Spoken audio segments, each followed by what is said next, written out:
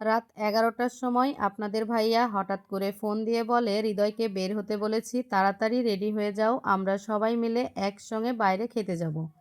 দেরি না করে ঝটপট রেডি হয়ে গেছি, চলে এসেছি আমরা অতিথিতে।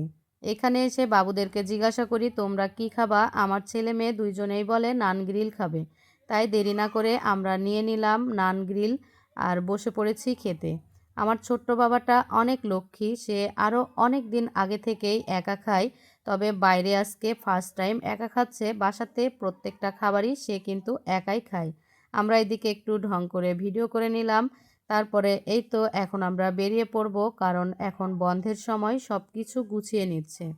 আপনাদের ভাইয়া বিলটা পে করছে, আর এই দিকে আমার ছেলে মেয়ে দুইজনই হৃদয়কে ধরেছে আইসক্রিম খাবে। তাদের কিন্তু আইসক্রিম খুব পছন্দ, ঠান্ডার জন্য আমি বারবার নিষেধ করছি নিও না, তারপরেও হৃদয় আইসক্রিম নিয়ে দিয়েছে, তারা খুব মজা করে খাচ্ছে।